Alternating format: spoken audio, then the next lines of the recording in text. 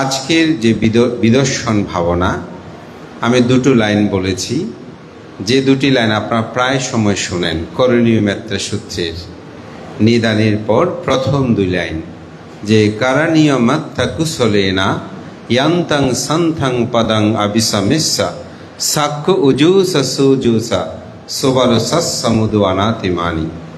বুদ্ধ এই করণীয় মেত্রা সূত্রের মধ্যে বলছেন, নির্বাণ লাভিচ্ছুক ব্যক্তির করণীয় কর্তব্য, তিনি সক্ষম, সরল, অতি সরল, সুবাধ্য, কোমল এবং অভিমান শূন্য হবেন। অভিমান মানে এখানে অহংকার বললে সহজে বুঝবেন। একজন মানুষ যদি নির্বাণ লাভ করতে চায় তাহলে তাকে এই অভিমান এবং অহংকার শূন্য হতে হবে। তাকে প্রথমেই সক্ষম। আমরা দুর্লভ মানব জন্ম লাভ করেছি। কোনো গরু, ছাগল, পশু, পাখি, প্রেত কারো পক্ষে মুক্তি লাভ করা সম্ভব নয়। তাই মানুষ হয়ে জন্মগ্রহণ করেছি, এটা আমাদের সক্ষমতা। এই জন্য বলছে সক্ষম, সরল। সরল মানে কি? এখন বেকুবকে সরল বলে। সূর্য যদি পশ্চিম দিকে উঠে বলে হ্যাঁ হ্যাঁ, বলে যে এর মতো সহজ সরল নাই, এগুলো আসলে বেকুব। সহজ সরল কি? যিনি সত্যকে সত্য বলে, মিথ্যাকে মিথ্যা বলে, যিনি ভালোকে ভালো বলে, মন্দকে মন্দ বলে বলতে কুণ্ঠাবোধ করে না, সে অর্থে কি? সরল, অতি সরল। তিনি আরও সরল হবেন। যেমন সত্য আমরা বলি না, সত্য তো বলি, আর একটা সত্য আছে, সেটাকে কি? আর্য সত্য। অর্থাৎ সত্য তো সত্য, সেটা আগে একটা বিশেষণ যোগ করেছে কি? আর্য সত্য, মানে শ্রেষ্ঠ সত্য। শ্রেষ্ঠ সত্য কি?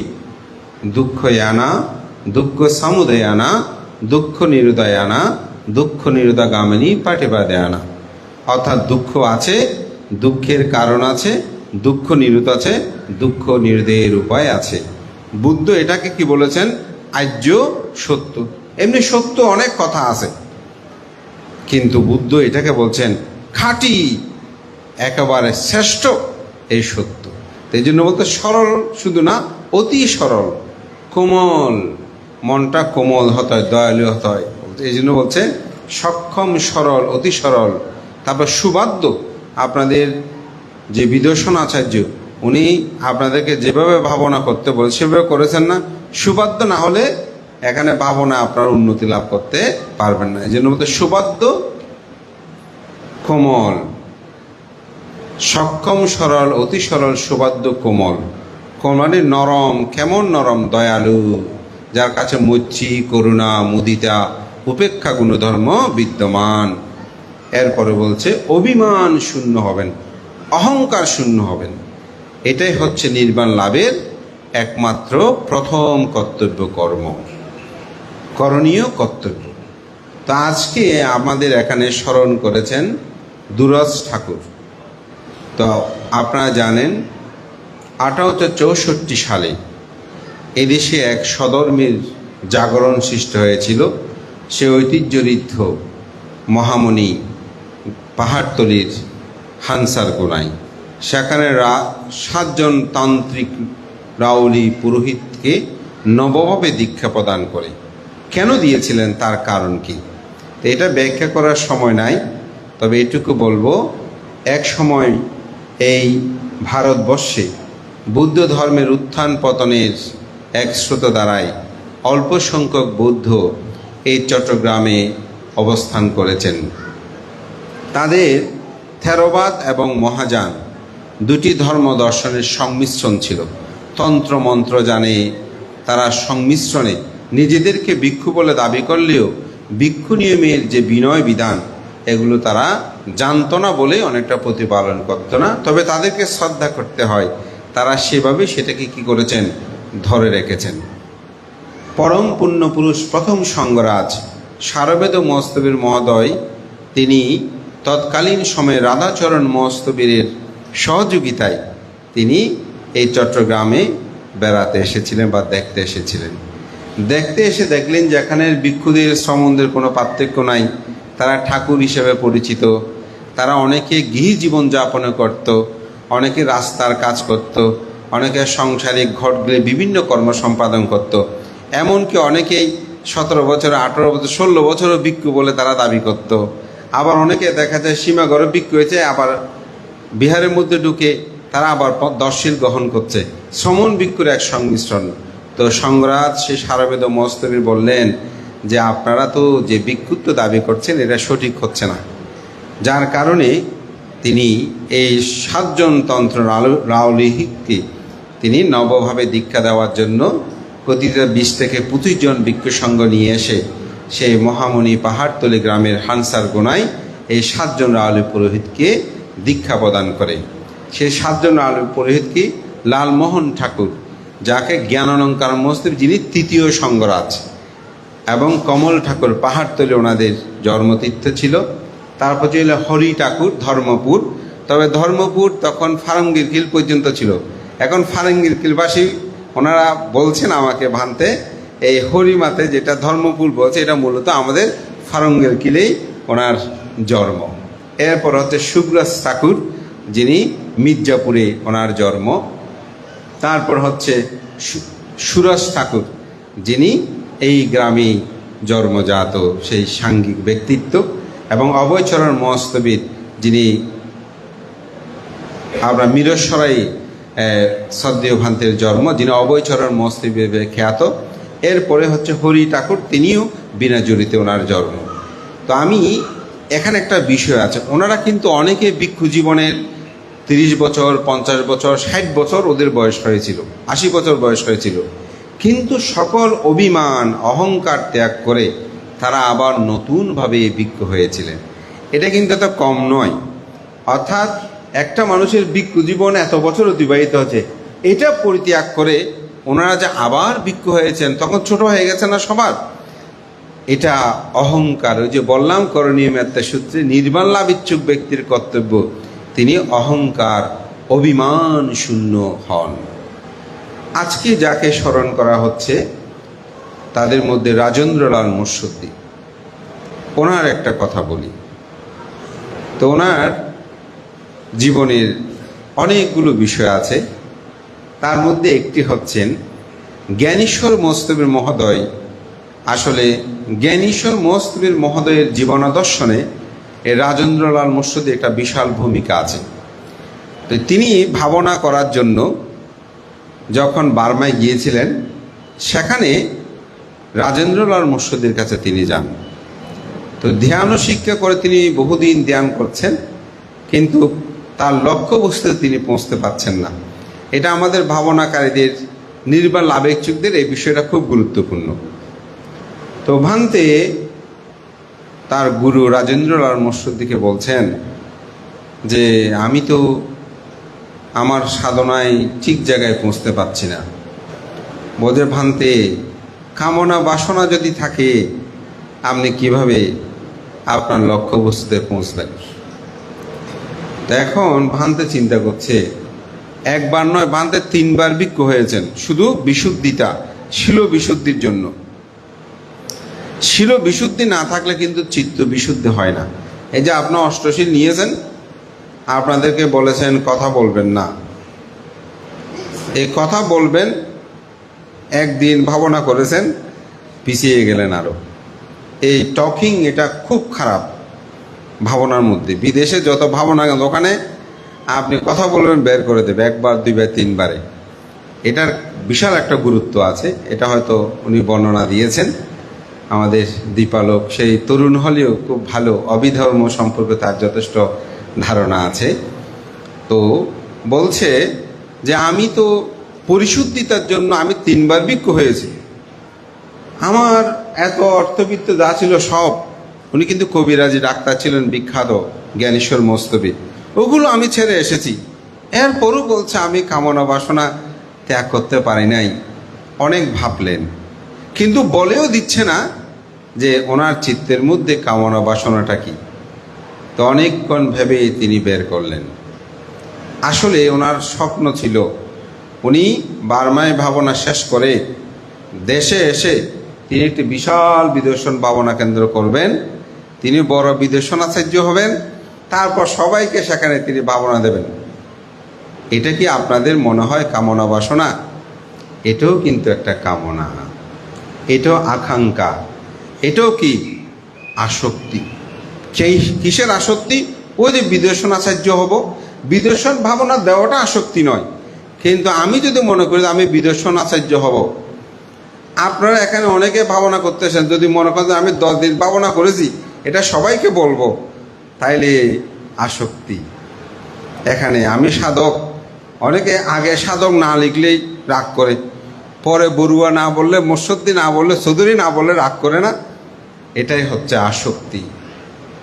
আমার আগে পিছু যদি বিশেষণ না বলে, ও মন খারাপ, আমার নামটা ঠিক মতো বলল না, ঠিক না, এটাই হচ্ছে কি আসক্তি। কামনাটা দেখেন, ঠিক উনি যে বিদর্শন আচার্য হবেন এই কামনাটাই ওনাকে কি করেছে, অন্তরায় করেছে। উনি সংকল্প নিলেন আমি আর কোনোদিন বিদর্শন ভাবনা কেন্দ্র অমুক সমুক আমি করব না। তো পরবর্তীতে উনি কী হয়েছেন সেটা আমি জানি না, তবে সদ্যীয় ভান্তে আজীবন কোনো বিদর্শন ভাবনা আর কেন্দ্র করে। তবে কেউ গিয়ে যদি ভাবনা কিভাবে করব জিজ্ঞাসা করত, তাহলে ভান্তে তাদেরকে কর্মস্থান প্রদান করতেন। এখানে হচ্ছে কি ত্যাগ ও বৃত্তিতা। তো একজন সাধককে এই বিষয়গুলো আসলে উপলব্ধি করতে হয়। আমাদের সাধনার অন্তরায় গ্রন্থে জ্যোতিপাল মহস্তবের কথা এখানে বলেছেন, আপনি এগুলো বলবেন, এগুলো প্রয়োজন আছে, যেহেতু ভাবনার সাথে জীবনের সাথে সম্পর্ক আছে। তো সেজন্য এই প্রথম যখন তার হাত ধরে নৌকা যুগে, আমার মনে হয় তখন এখানে পানি হতো, আমি পরে ভাবতেছি গ্রন্থটা পড়তে হতো এখানে নৌকা কেন চড়ছে ভানতে। তো বলছে আমি এমন একজন মহান পুরুষের সাথে যাচ্ছিলাম, সেদিন আমি বুঝতে পারিনি তিনি যে এত বড় মাপের একজন মানুষ। কে বলছে? সদ্যীয় জ্যোতিপাল মহস্তবীর বলছেন, যিনি 21 এবং স্বাধীনতা পতাকা ভূষিত। সেখান থেকে উপলব্ধি করা যায় যে ডক্টর রাজেন্দ্রলাল মুর্শিদি তিনি কেমন ছিলেন। তা আমি এটাই বলবো, আমাদেরকে অহংকার শূন্য হতে হবে, অভিমান শূন্য হতে হবে। যে মানুষ যত বেশি অভিমান শূন্য, অহংকার শূন্য, তিনি তত বেশি নির্বাণ পথে ধাপমান হতে পারে। তাই নিবৃত জীবনে নিবৃতচারী হয়ে ধ্যান সমাধি এগুলো করা উচিত। এখন তো আমরা যত বেশি প্রসার করি তত বেশি আমাদের মানতে। আমি কিন্তু 10 কোষ ভাবনা করেছি, আমি বলি ওনার 10 কোষ শেষ। আমি 10 কোষ ভাবনা করেছি, আমি 20 কোষ ভাবনা করেছি। এটা আপনাকে বলতে হবে না, অন্যজনেই সেটা বলবে। এটা আপনি যখন বলতে যাবেন তখনই আপনার ওই যে কামনা আসক্তি যুক্ত হলো। আমি এমন মানুষকে দেখেছি, ভান্তে আপনি ভাবনা করেন, উত্তর দিল কি জানেন? বলে চেষ্টা করি। বুঝে নিতে হবে। একজন অরহৎ ভিক্ষুকে জিজ্ঞাসা করেছে, ভান্তে আপনি কি অরহৎ? উত্তর কি দিয়েছেন জানেন? আমি একটি বন্য বৃক্ষ। এটা নিয়ে একটা গ্রন্থ আছে। আমি একটা বন্য বৃক্ষ, অর্থাৎ আমি একটা বনের গাছ।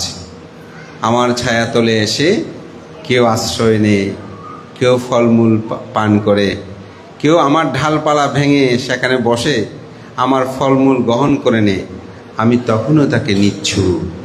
অর্থাৎ একজন অরহৎ অষ্টলোক ধর্মের ঊর্ধ্বে, লাভ অলাস, যশ অযশ, নিন্দা প্রশংসা, সুখ দুঃখ। তো একজন সাধককে সেরকম হতে হয়। এখানে 70 জন আপনারা বসেছেন, আপনাদের মধ্যে কারোর সাথে কেউ কোনো ঝগড়া হয়েছে, রাগারাগি হয়েছে? হয় নাই, হবে না। কেন হবে না? যদি প্রকৃত ভাবনা করেন। কারণ এই ভাবনার মধ্যে কি আছে? মচ্ছি, করুণা, মুদিত উপেক্ষা, চাহিদা নাই, আকাঙ্ক্ষা নাই। ঘরের মধ্যে সেরকম যদি চলেন, সেখানে কোনো ঝগড়া হবে না। আপনি 10 দিন 8 দিন শুধু সেভাবে চলবেন, কোনো কথা নেই। ঘরের মধ্যেও কোনো আকাঙ্ক্ষা করবেন না, দেখবেন ঘরের মধ্যেও শান্তি পাবেন। এটাই ভাবনার প্রয়োগ। এটা শুধু আপনি 7-8 দিন তো ঘরের মধ্যে 5-6 জন থাকেন, যে কেন ঝগড়া হয়? এখানে 70 জন থেকেছেন, কোনো ঝগড়া হয়নি, বললেন 8 দিন।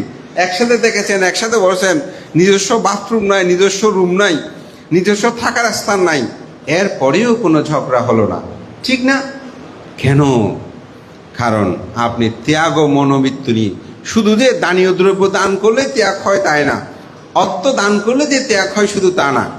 মনের মধ্যে একে অপরের সাথে বসতে, উঠতে, খেতে যত ধরনের উপকরণ, যত ধরনের সমস্যা সৃষ্টি হচ্ছে, সব কিছু ত্যাগের মনোবৃত্ত আছে। টয়লেটে লাইন ধরে দাঁড়িয়েছেন, একজন আপনার আগে এসে ঢুকে গেছে, তবু কিছু বলেছেন না? আমি ভাবনা করছি, বলতে পারবো না। তাহলে শান্তি প্রতিষ্ঠা হয়েছে, ঠিক না? হ্যাঁ, মনে মধ্যে উৎপন্ন হলো, সেটাকে অপনোদন করেছেন। এটাই হচ্ছে অ্যাপ্লাইং বুদ্ধিজম, এটা হচ্ছে প্রয়োগিক বুদ্ধ ধর্ম। আমরা তো বুদ্ধ ধর্মটাকে শুধু আনুষ্ঠানিকতার মধ্যে রেখেছি। ভাবনা করেছি 10 দিন, যাওয়ার সময় ঘরে গিয়ে দেখি যে আরেকজনে আমার জায়গায় দুই আঙ্গুল দখল করে, 2 ইঞ্চি দখল করেছে, ঝগড়া শুরু করে দিয়ে ভাবনা হবে। ভাবনাকে তো শান্ত শিষ্ট মনে সেটা বলতে হয়। সে জায়গাটা আপনি উদ্ধার করবেন না সেটা আমি বলবো না, কিন্তু এটা যেন শান্তি মনে হয়। একটু আগেই আমাদের বুদ্ধপ্রিয় বান্ধব দেখালো পানি পড়া নিয়ে মারামারি করে হাসপাতালে। এ বড়ুয়া দেখেন, ওদের দেখো পানি পড়া নিয়ে, বৃষ্টির পানি পড়া নিয়ে মারামারি করে হাসপাতালে। আমরা কেমন? একটু শান্তি ক্ষমাশীলতা আমাদের মধ্যে নেই। তো ভাবনায় আমরা যারা 70 জন যদি পরিবর্তন হয়, দেখবেন পরিবারের মধ্যে সত্য পরিবর্তন হবে। আমাদের শ্রদ্ধেয় এখানে ডক্টর জ্ঞানরত্ন ভান্তে আছেন, উনি জাপান সম্পর্কে অনেক জানেন। জাপান একসময় খুব হিংস্র জাতি ছিল, এরা গোত্রে গোত্রে সবসময় মারামারি করত। তো একজন ধর্ম প্রচারক, বুদ্ধ ধর্ম প্রচারক, তিনি গিয়েছেন। তো তিনি সেখানে গিয়ে এক দলকে বলছেন যে তোমরা মুচি দাও। তো অন্যরা মারতে আসলে একজনের সাথে মারামারি হলো, দল বেঁধে মারামারি করতো। তিনি সবাইকে বলছেন তোমরা আর মারামারি করো না। তো একদল যখন মারামারি হলো, মনে করছে যে ওনারা তো দল বেঁধে আসবে, আরও প্রস্তুতি নিয়েছে, দেখে যে এই দল আর মারতে যায় না। তো ওরা চিন্তা করতেছে আমাদের দুজনের মারামারি হলো, এখন তো ওরা আসার কথা, কিন্তু ওরা আসতেছে না, আমরা তো প্রস্তুতি নিয়ে আছি। আমাদের ব্রাহ্মণবাড়িয়া যেমন হয় দেখেন না, হ্যাঁ, বলে যে এখন তো ওরা আসতেছে না কেন? তারপর কিছুক্ষণ পরে দেখেন আসতেছে না, দেখে তো ওদের মধ্যে আগে যেরকম মারামারি হতো এখন হচ্ছে না। তো জিজ্ঞাসা করতে তোমরা মারতে আসোনি কেন? বলে আমাদের মধ্যে এমন একজন ধর্মগুরু এসেছেন, উনি বলেছেন মারামারি দিয়ে, অশান্তি দিয়ে শান্তি হয় না। ওরও দীক্ষা নিল। এভাবেই সমগ্র জাপান বুদ্ধ ধর্মটা প্রচার প্রসার ঘটেছে। আমাদের জ্ঞানতমাতে আমার চেয়ে অনেক বেশি জানেন তিনি দীর্ঘদিন অবস্থায়। এই জন্য আপনারা একজন যে ভাবনা করেছেন, সে যদি ঘরের মধ্যে গিয়ে অপরে তর্ক করলে যদি আপনি না করেন, দেখবেন সেখানে শান্তি প্রতিষ্ঠা হবে। একজনেই পরিবর্তন করাতে পারে। আমার একটি কথা এখনো মনে পড়ে, এটা হচ্ছে আমাদের বুদ্ধগয়াতে ত্রিপিটক চান্টিং, ইন্টারন্যাশনাল ত্রিপিটক চান্টিংয়ে বাংলাদেশ সহ ভারত এই 2 দেশকে আহ্বান করার জন্য দায়িত্ব দিচ্ছিল। তা আমরা ওখানে গিয়ে বলছে আমাদের পক্ষ থেকে যে আমাদের পক্ষে আহ্বায়ক হওয়াটা সম্ভব নয়, এত বড় প্রোগ্রামে আমরা অল্প মাত্র বৌদ্ধ এখানে অবস্থান করি। তো ওখানে একটা থাইল্যান্ডি ভিক্ষু একটা কথা বলেছিলেন, আমার এখনও মনে পড়ে। তিনি বলতেন জগতে বুদ্ধই প্রথমে একজন ছিলেন, এই একজন বুদ্ধই পৃথিবীতে কোটি কোটি বুদ্ধ সৃষ্টি করেছেন। সুতরাং সংখ্যায় আপনারা অল্প হলেও আপনারা বৃহৎভাবে করতে পারবেন। তো যাই হোক, আমি মনে করি এই একজন দিয়েই সমাজটাকে 70টা পরিবারকে আপনি পরিবর্তন যদি করাতে পারেন, এই ভাবনার সার্থকতা। শ্রদ্ধেয় সভাপতি প্রমুখ সঙ্গের প্রতি বন্দনা জানিয়ে আজকে আপনারা যেভাবে আমাকে শ্রদ্ধা, সম্মান, গৌরব প্রদান, তার জন্য কৃতজ্ঞতা জানাচ্ছি। আপনাদের বিহারে আগে একবার এসেছিলাম, বোধহয় বছর হয়নি মনে হয়, কিন্তু 1 বছর বিশাল পরিবর্তন হলো, অনেক কাজ হয়েছে। আমি একটি বিহার যদি সুন্দর প্রতিষ্ঠিত থাকে, তাতে আমাদের সমাজ সধর্মের উন্নতি শ্রীবৃদ্ধি হয়। তা আমি বলবো বুড়ো বুড়িরা শুধু ধ্যান করবে তা নয়, আমাদের প্রজন্ম যারা আছে তাদেরকেও ধ্যান উদ্বুদ্ধ করতে হবে। এগুলো মা বাবার ভূমিকা। আপনারাও বসবেন, সাথে তাদেরকেও সাথে করে বসবেন, একটু সকাল সন্ধ্যা বন্দনা করাবেন, ধর্মজ্ঞান দেবেন এবং আধুনিক শিক্ষায় শিক্ষিত করার সাথে সাথে ধর্মীয় শিক্ষাকেও তাদেরকে সমৃদ্ধ করবেন। এই আহ্বান জানিয়ে আপনাদের সকলের উত্তর শ্রীবৃদ্ধি কামনা করে সবাই অভিমান শূন্য হন, অহংকার শূন্য হন, এই আহ্বান জানি। এবং আমার প্রিয় ভাজন দীপালোক এবং তার সহযোগীরা, তারা এই ভাবনা পরিচালনা করে, তাদের প্রতিও আমি বাংলাদেশ সংঘ ভিক্ষু মহাসভার পক্ষ থেকে পুণ্যদান আশীর্বাদ জানিয়ে আপনাদের সকলের উত্তর শ্রীবৃদ্ধি কামনা করে এবং আপনাদের বিহারের অধ্যক্ষ এবং এই আয়োজনের কর্মোধ্যক্ষ ধর্মবোধী ভিক্ষুর নিরূপ দীর্ঘ জীবন কামনা করে, সবার উত্তর শ্রীবৃদ্ধি কামনা করে, পরম পুণ্য পুরুষ সাহায্যশ্রী মহস্তবীর, দুরাস মহস্তবীর, তাদের প্রতি বিনম্র শ্রদ্ধা অর্ঘ্যবন্দনা নিবেদন করে, ডাক্তার রাজেন্দ্রলাল মুর্শিদের প্রতি পুণ্যদান করে আমার নাতি দীর্ঘ ধর্ম কথা এখানে শেষ করছি। জগতের সকল প্রাণী সুখী হোক।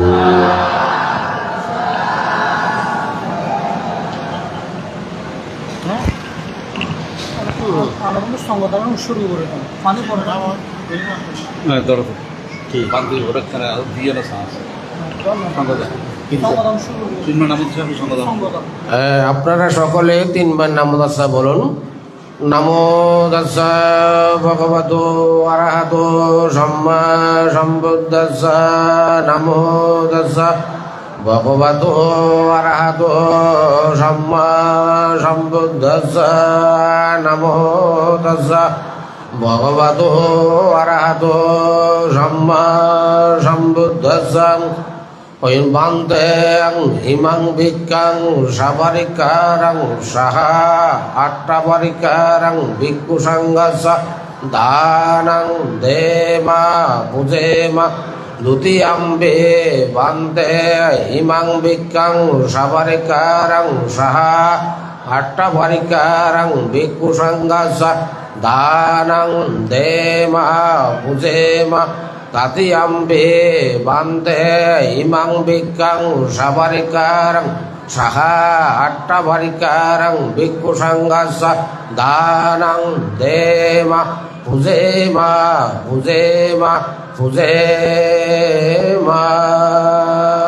সাধু সাধু সাধু। দায়ক দায়িকা উপাসক উপাসিকা মণ্ডলী, আমরা পূর্বেই ঘোষণা করেছিলাম আমাদের অনুষ্ঠান চলমান থাকবে। আমাদের মধ্যে পরম শ্রদ্ধেয় ডক্টর জ্ঞানরত্ন মহাথেরো এবং আপনাদেরকে যারা এতদিন পর্যন্ত ধ্যান দিয়েছেন আমাদের ধ্যান আচার্য দীপালক থেরো সহ আমাদের বেশ কয়েকজন দায়ক রয়েছেন, ওনারা ওনাদের অভিমত প্রকাশ করবেন। পরম শ্রদ্ধেয় জ্ঞানরত্ন ভান্তের সাথে আমার ফোনে কথা হয়েছে। আর্য শ্রাবক রাজেন্দ্রলাল মুৎসুদ্দির জীবন দর্শন নিয়ে শ্রদ্ধেয় ভান্তে এবং হাটহাজারীর যারা গুণী ব্যক্তি আছে তাদেরকে নিয়ে তিনি দেশনা করবেন। এই পর্যায়ে অভিমত প্রকাশ করবেন অ্যাডভোকেট জিকু বড়ুয়া, আমাদের মধ্যে এসে উপস্থিত হয়েছেন। উপাসক বাবুকে অভিমত প্রকাশ করার জন্য মৈত্রীপূর্ণ আহ্বান করছি।